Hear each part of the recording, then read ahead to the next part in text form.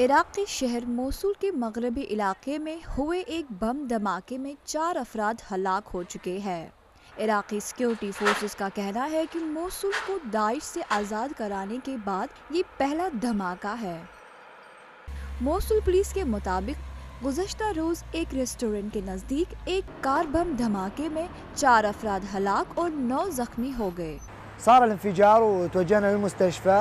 طبعا هي عجلة مفخخة حسب ما سمعنا من أصحاب المحلات. جينا شفنا المكان، عجلة نوع بيكم، شهداء 3 إلى 5 شهداء يعني كأقل تقدير، والجرحى 10 بحسب ما وصلنا من داخل المستشفى. داعش نے 2014 میں ملک شام سے عراقی سرحد پر دراندازی کر کے عراق کے شہر موصل اور دیگر شہروں پر قبضہ کر لیا تھا۔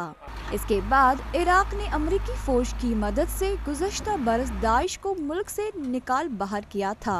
داعش کو شکست دینے کے باوجود بھی عراقی سیکیورٹی کی صورتحال اب بھی مخدوش ہے۔ ملک میں خودکش بم دھماکے اور اغوا کے واقعات میں اضافہ دیکھا جا رہا ہے۔